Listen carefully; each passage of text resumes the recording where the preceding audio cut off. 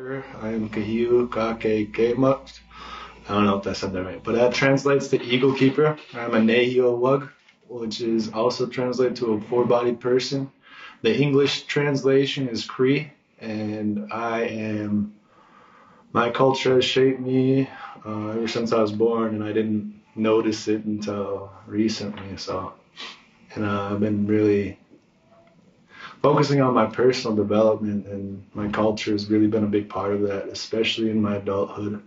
And my culture hasn't been that important to me because of mainstream society. Mainstream society has shifted my views about being a Native American. And I didn't want to learn my language. I didn't want to learn the ceremonies because mainstream culture was a big thing. In rural schools, not only that, it's not much different from here and where I was growing up, except that I was growing up in school. I loved school, and I always liked going to school because I was protected there. My culture was there. I was learning Cree. I was growing up in my culture, and I did not know it. We had, and I thought every school was like mine, So. And now I'm starting to realize my second year teaching, and my first year I was just trying to survive. My culture continues to shape me today.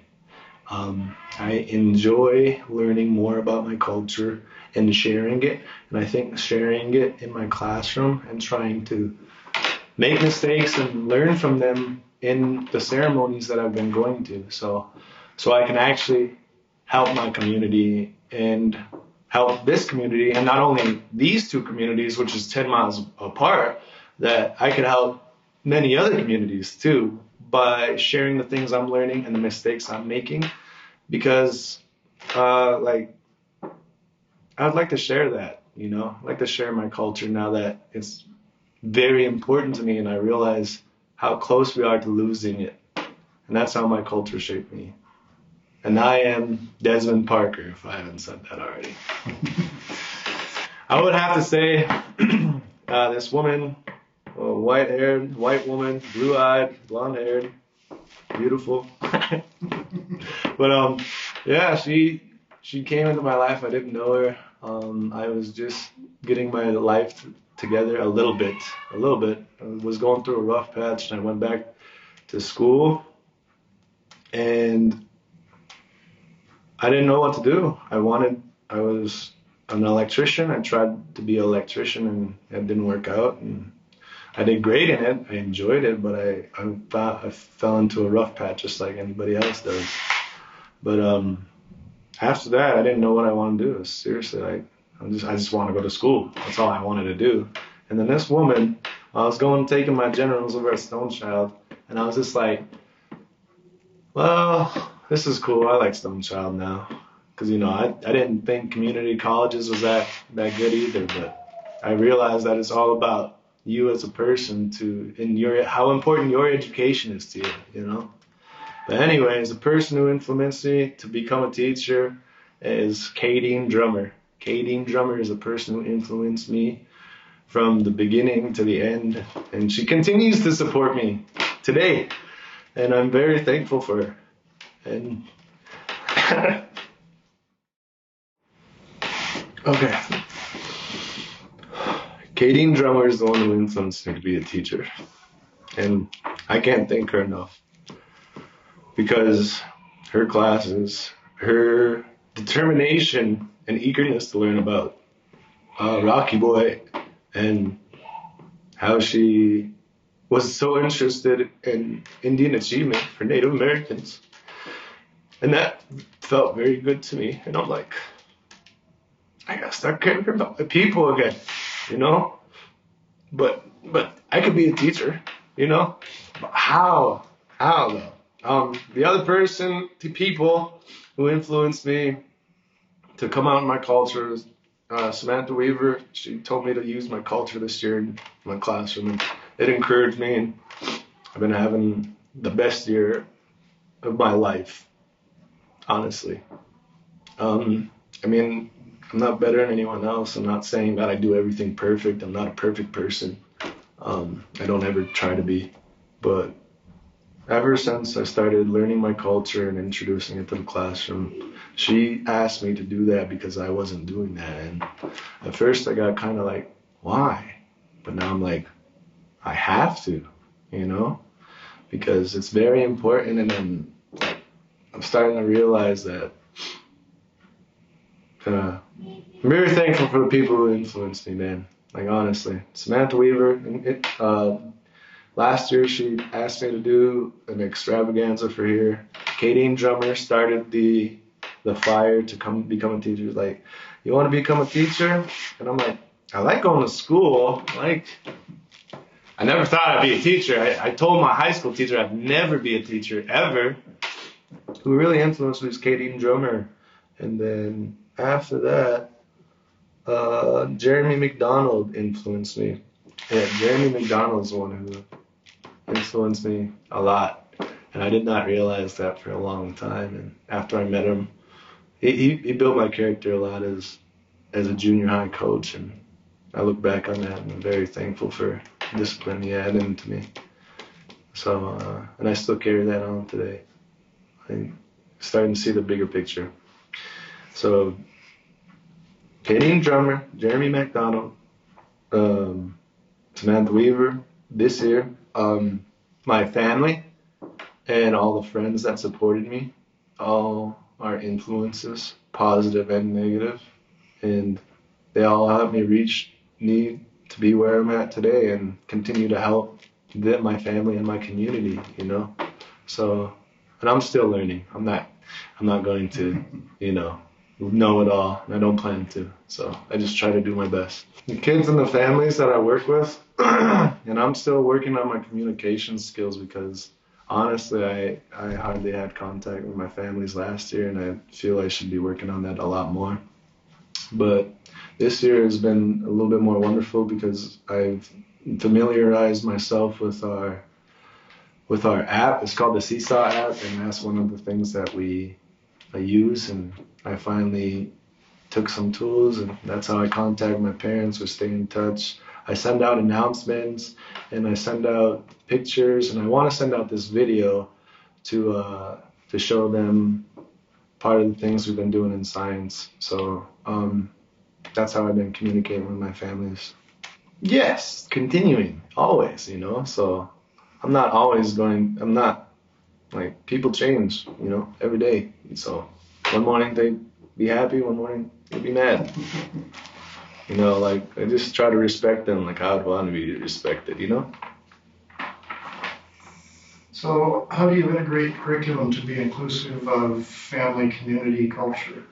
Well, like I said, that was a big question. But like I said before, Mrs. Weaver, we have a family extravaganza at the end of the year. She suggested that I use my culture into that, and I'm like, wow, because the family gets there. All the families could come together. And last year we did volcanoes, and I was pretty happy about that because it was science, and we got to, play with some chemicals, vinegar. We get to blow up volcanoes. It was fun.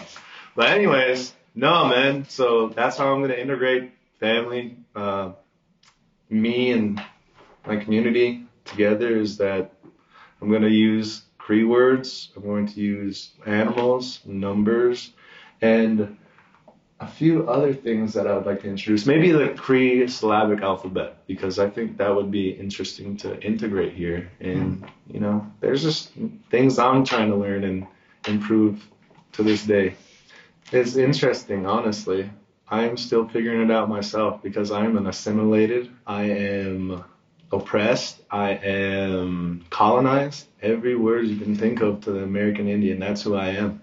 But that doesn't, I forgive the past because the past, it has happened, but that doesn't change the fact that the traumas of Indian peoples from the past is still here, and that I have to support our people in the best way I can by living my life to the best of my ability, and to support those who are trying to keep our culture alive or trying to be a positive role model in our communities, especially like small communities like this. I mean, it's a big goal, but I would love to see Rocky Boy, Big Sandy come together. Like, we got agriculture here. There's so much things that, and Native Americans were agricultures back then, and that's just some of the ideas I have that I would love to incorporate the high school kids over there and come into agriculture and have this, like, we have all this land, why not work together, you know?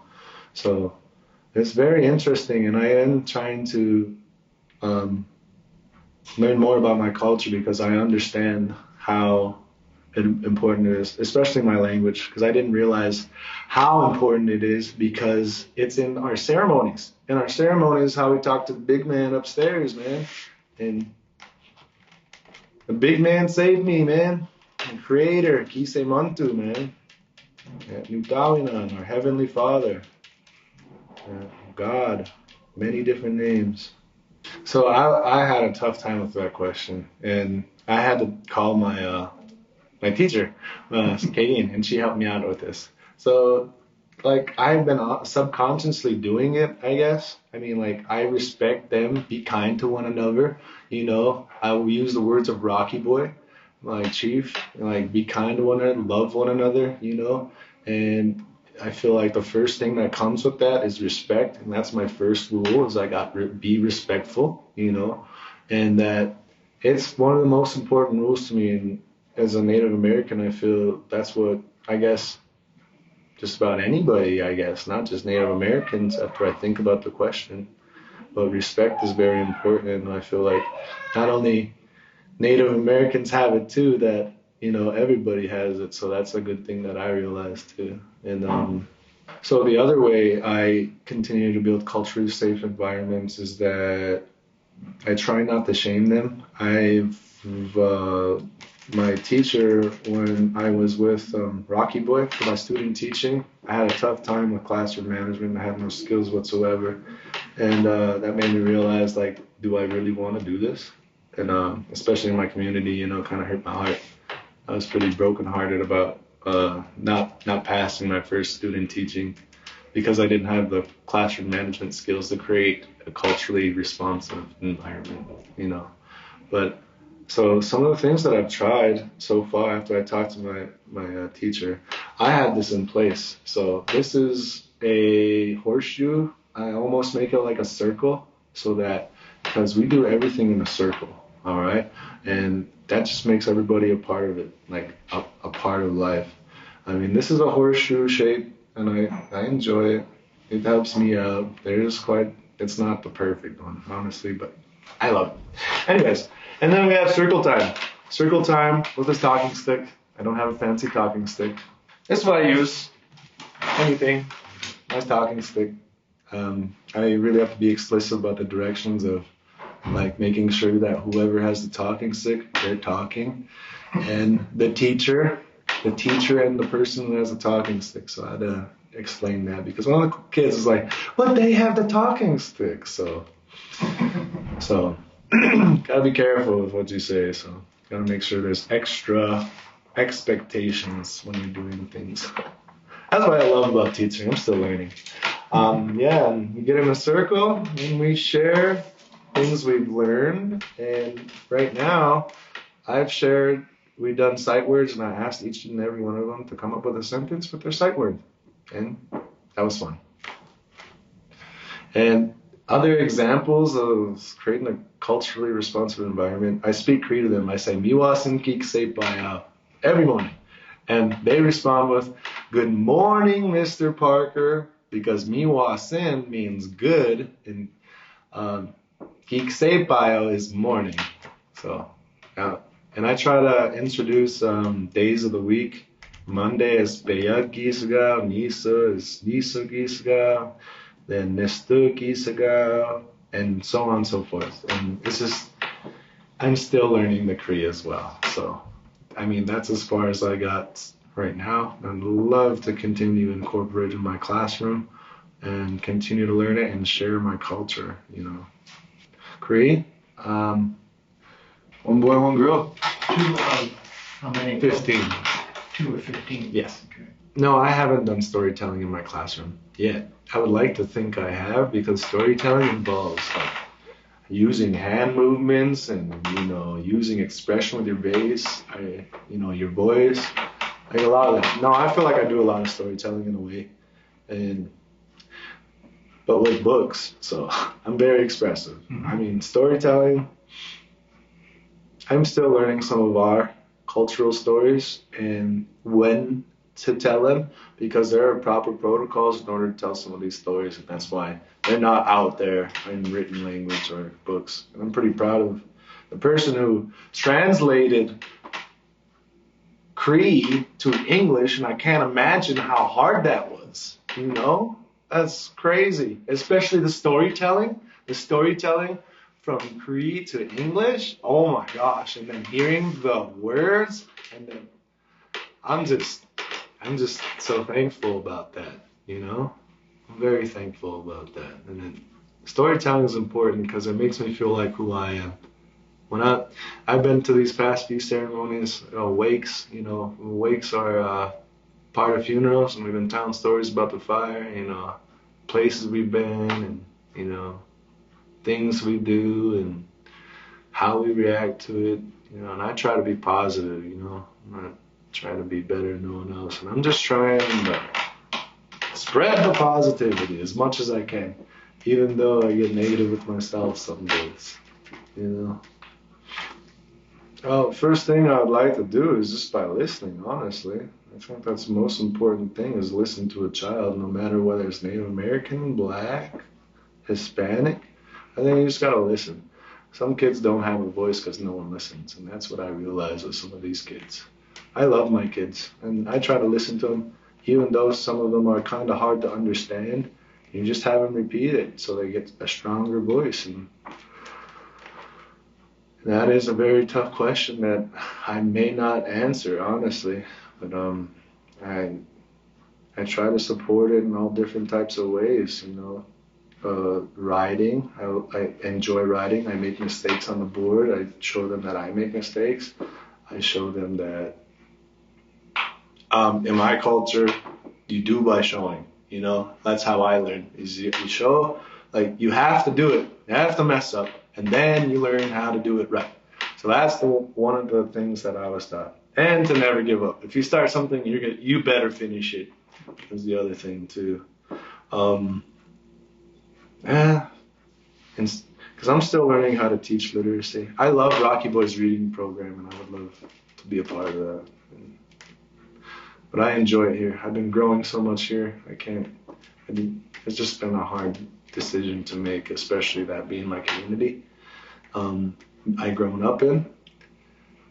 But I went summer school taught over there, so I can't beat myself up too much. I am still trying to help my community. So how do I conduct assessment? Just like everybody else does. I got papers and I grade them, and I've got star reading, I got star math, I've got maps, culturally responsive assessment. I would say just by speaking with confidence. I feel like some of my kids have spoke with more confidence than they did at the beginning of the year, So I feel like I'm doing something good, I don't know what it is, but I'm gonna keep doing it. I love it. I love what I do. I'm still figuring that out. That's a big phrase right there. Me, I'm a trauma responsive educator. I feel like I've been through so much trauma that is part of the reason why I can be a trauma responsive educator. I've lost my father at a young age, at age 8. That is pretty traumatic. My mother went through addiction for 7 years to 8 years, maybe even longer than that, honestly, until I was 18 years old. That was very traumatic for me. I had family members pass away. So many family members pass away. I feel like, and I haven't been there for many of them, supporting them in their wakes, and yeah, it's been very traumatic. And like, I've lost 4 family members, immediate family members, in the past year. 3 of them within months of each other. 1 last week. I am a trauma responsive educator because I handle my trauma in the best way possible. and that I try not to let the sadness leak out to my kids or to my community or to anyone who doesn't deserve it, because I need a strong person to listen to my problems.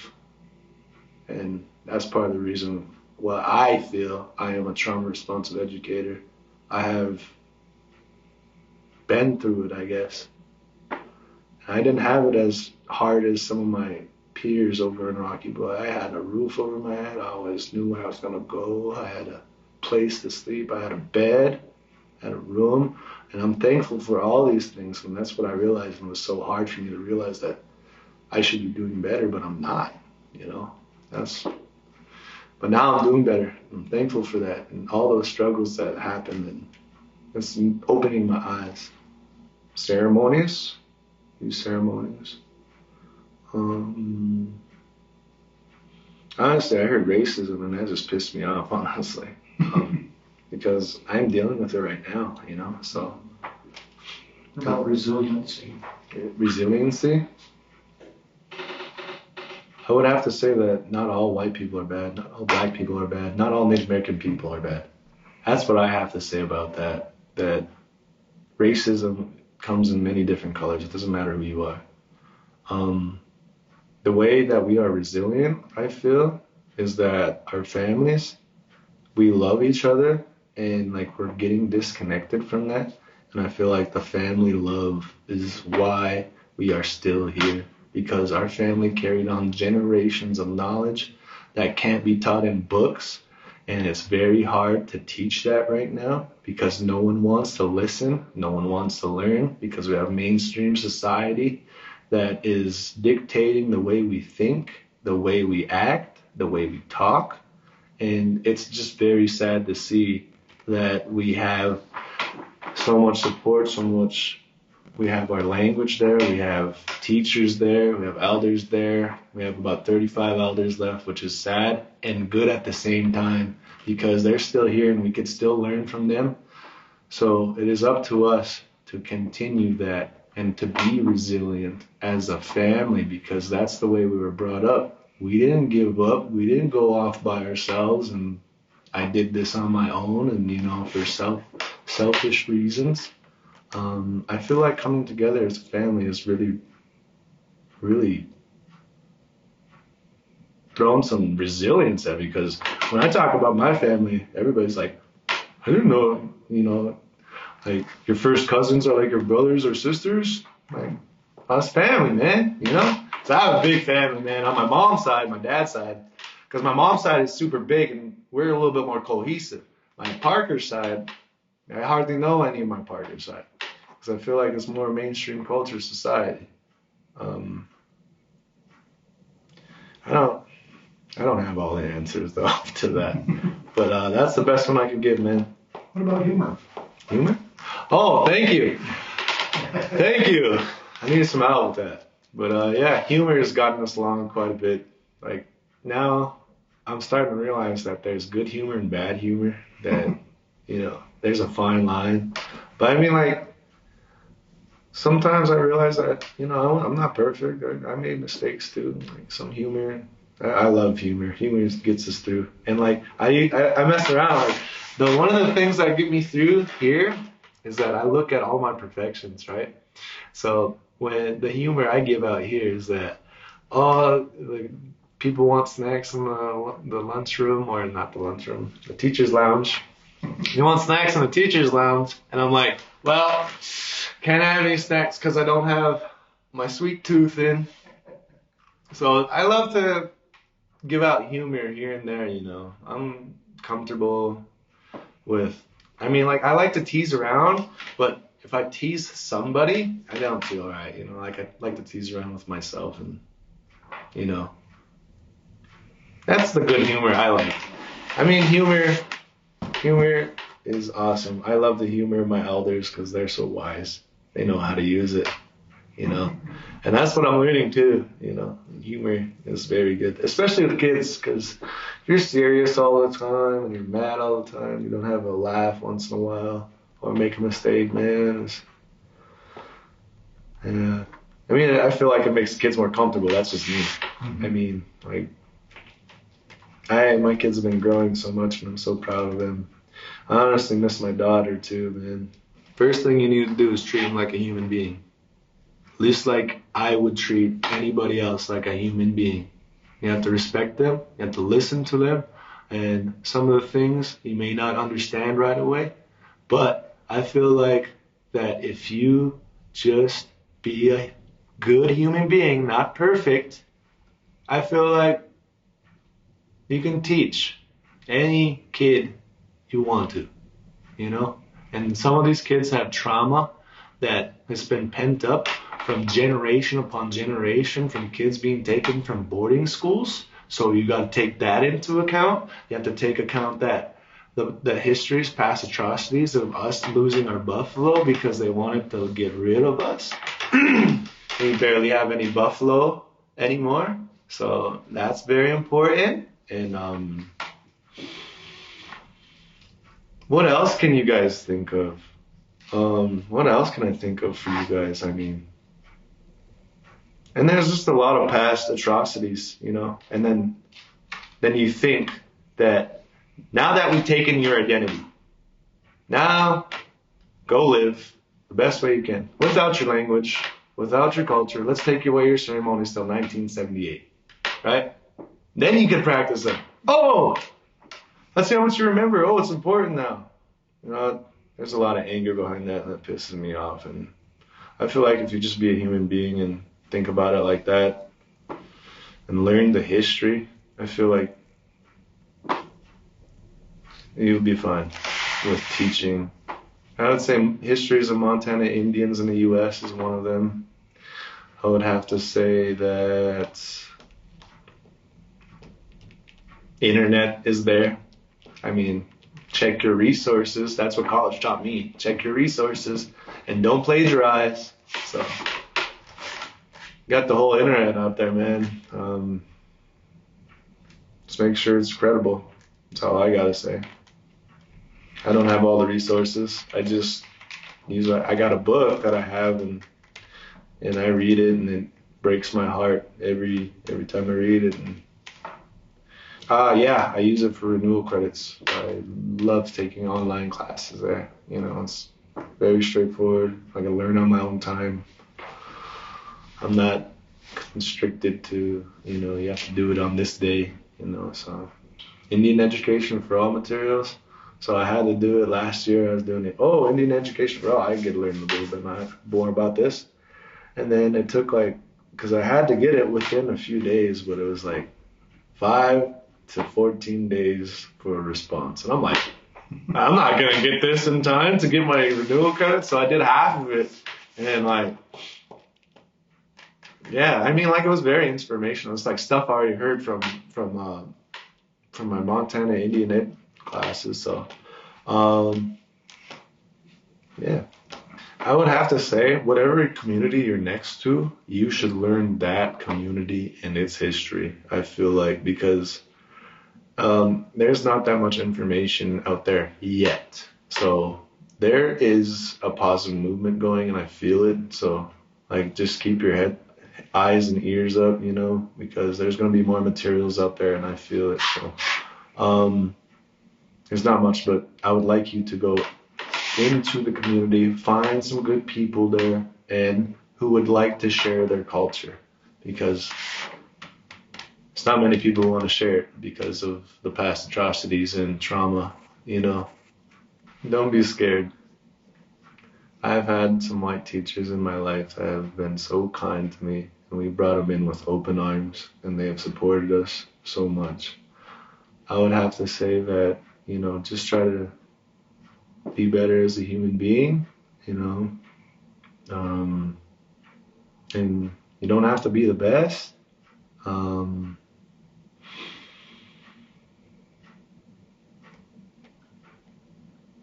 Thank you for listening to me. I appreciate you. I hope you learned something from this, and I hope it's positive. I hope you continue your life in a good way, because, you know, I'm trying to too.